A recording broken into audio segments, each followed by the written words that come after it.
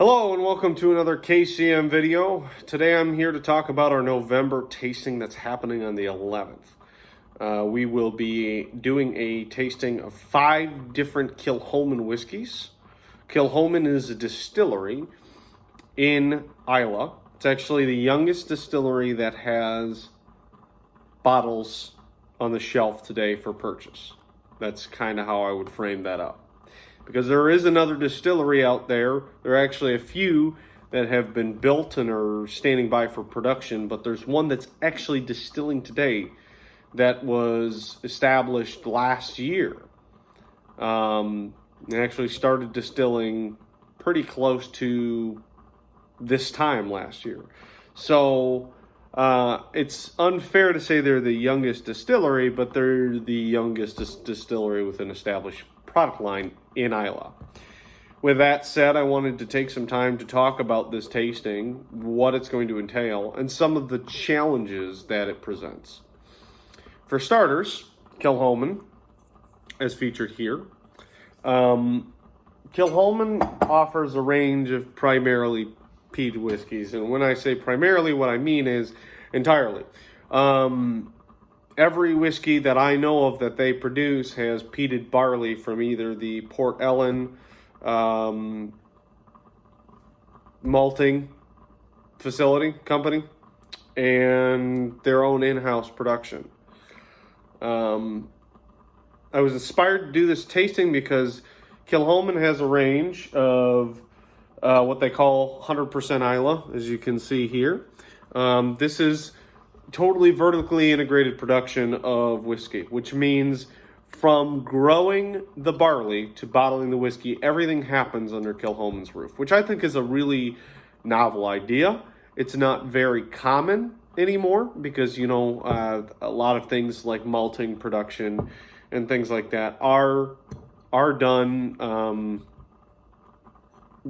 outside companies, or, like Port Ellen malting provides a lot of malted barley for a lot of the distillers on island. So the fact that they're producing their own from start to finish holistically is really quite novel. They just this year released their newest edition of this, and they've been doing it for years. So this is actually the 6th edition, and I have the 7th edition.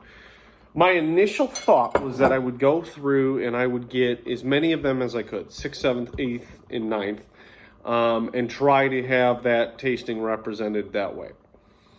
It didn't work out for a variety of reasons, but it's actually better that it didn't, because the lineup I have right now is a little better. So I'm going to talk about the lineup, and then I'm going to talk about some of the challenges behind doing a solely peated whiskey tasting and what that means. So for starters, we have the 6th edition, 100% Islay Kilchoman at 50% alcohol by volume. Coincidentally, or maybe not so coincidentally, maybe intentionally, it was distilled in 2010 and bottled in 2016. So the 6th edition happens to be 6 years old as well. I have the 7th edition. Same thing, 50%. It's also 7 years. Still distilled in 2010. That's what I have in my glass here. Smells very good. Then I have the Kilchoman 2009, which is different than the 100% Islay, and that will be immediately evident when you try it. It's an extremely peaty type of whiskey, really up there with the Ardbegs and Lafroigs of the world. Very, very prevalent heavy peat. I have the Kilchoman Red Wine Cask Matured Edition. This is a 5-year-old whiskey. Really interesting. Very interesting indeed.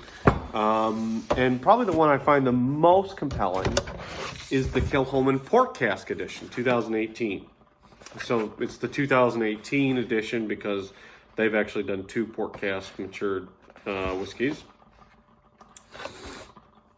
This one is, in my opinion, the most novel and interesting Kilchoman in this tasting. But I won't spoil that too much. So, all of them have some content of peat. The first two are actually fairly mild from a peat standpoint, probably what you'd be expecting from a Kilchoman or something of that nature, maybe even comparable, a little more peaty than like an Ardmore. But really like peat, right? So, but I've never done a strictly peated whiskey tasting before, and that's for a couple of reasons. One, it kind of alienates a portion of your crowd generally, because peated whiskeys are generally a love it or hate it type of thing. You don't find a lot of people who are like, yeah, I'll drink one. You know, you either are really indulgent in the peat smoke type of flavors, or you're like, man, I hate that. I don't like it, you know. And you'll see that polarizing effect when you start looking at whiskeys in that kind of realm. So to do a tasting that's exclusively made up of peated whiskeys, you instantly have a portion of your audience that's dispelled by this, which is a challenge. The other challenge is, as you go through and drink these peated whiskeys, you very quickly, more quickly than with, I would say, any other type of whiskey, you become desensitized to the nuances between one whiskey and another. The peat smoke, especially for novice drinkers, is very, very overdone or over-intrusive. It dominates the palate when it comes to, you know, what you're experiencing. So it can be really challenging when you're hosting a tasting to sit down and have peat smoke after peat smoke in every whiskey, and still trying to make it a unique and enriching experience. So what I wanted to do is I wanted to talk about my way of trying to overcome both of these challenges. So number one,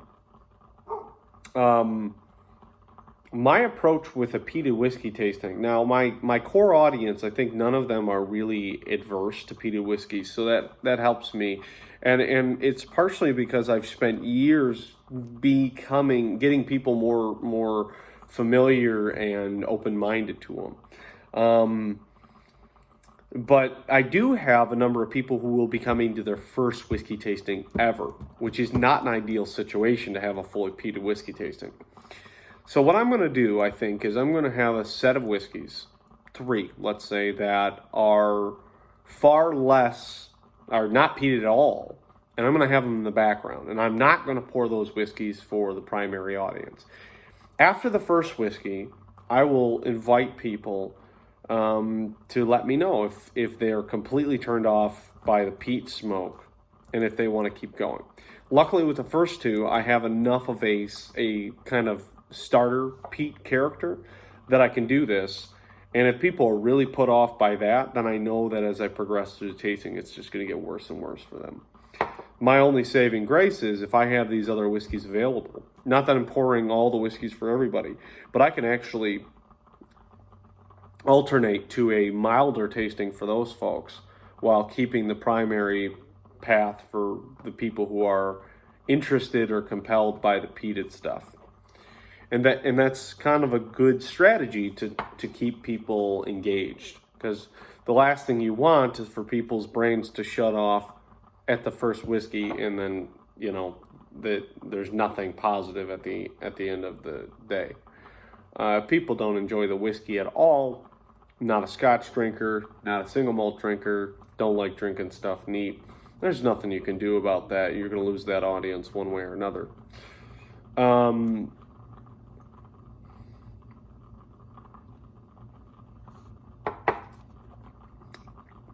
The second thing to consider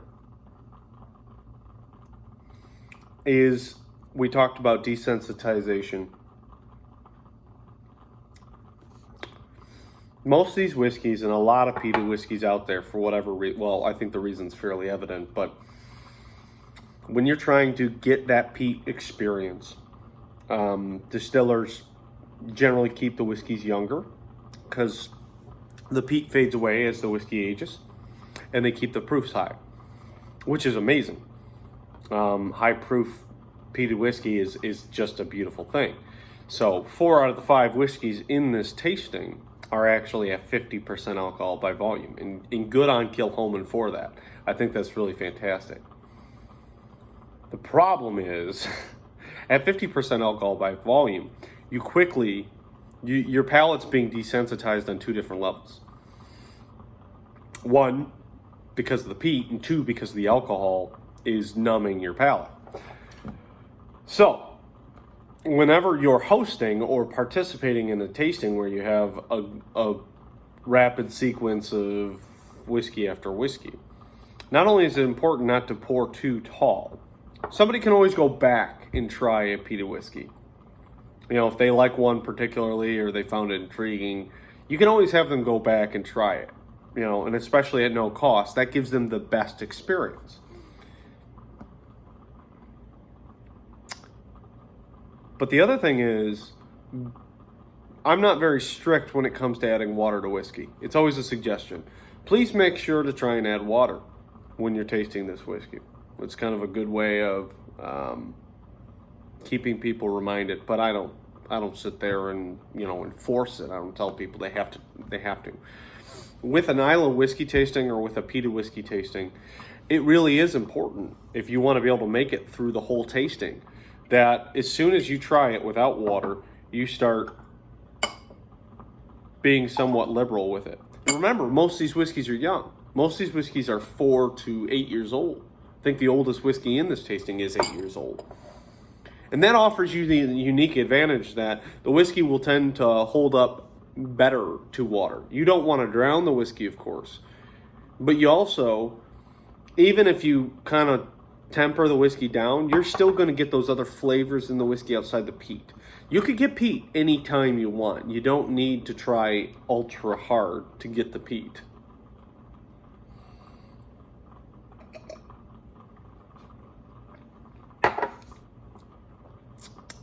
But you add the water, all of a sudden your palate's having to work less hard to find those other flavors. You get a really unique, interesting whiskey that is very well balanced. In Kilchoman, I think Kilchoman is my favorite Islay Scotch, which is saying a lot, because there's so many good whiskeys out of Islay. You know, Art Begugadal is up there as a legend to me. Kealila, I love Kealila. I think it does such a good job balancing. But Kilchoman, I think, across the range. There have been a few whiskeys I haven't been crazy about. The Sinag, I don't know how to pronounce it, Sinag. That one missed for me. But Lac Gorme, Macarbay, all of these whiskeys here really present something interesting. And being able to kind of temper down that alcohol content right at the beginning, and it's important to be explicit with your whiskey club, your tasting group, whoever it is. Hey, take 1 sip, 2 sips most, then add water. And don't be shy about adding the water. Now, I do have one whiskey here that's at 46%. And so it's important that every time you're tasting a whiskey or that you're looking through it and you're going through the succession of whiskeys, that you differentiate. Okay, you might want to add a little more water for the 50%ers than you would for the 46er. It's not going to be monumental, but it will be something.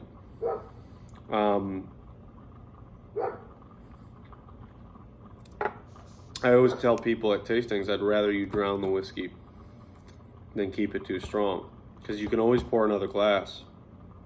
But if you don't push the limit of that whiskey and find out what it has to offer, then you might never know, out of fear that you're going to drown it. And it's like, that's why you buy a bottle. That's why you go to a tasting. That's why you do these things.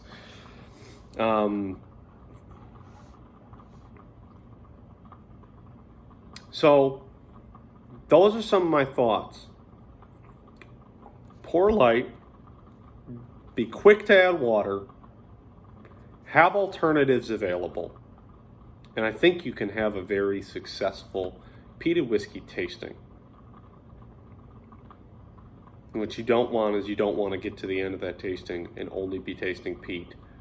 Because, let's be honest, people who enjoy peat, we don't mind that. But that's not why you're spending $100+ on a bottle. I have one more whiskey. One more whiskey that I will be featuring at this tasting. Maybe. And it all depends on whether or not people can guess what this whiskey is.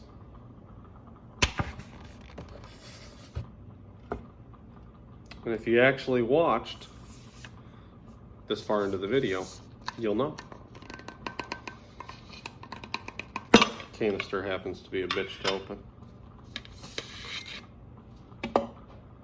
For real Scotch heads, you'll know what this is.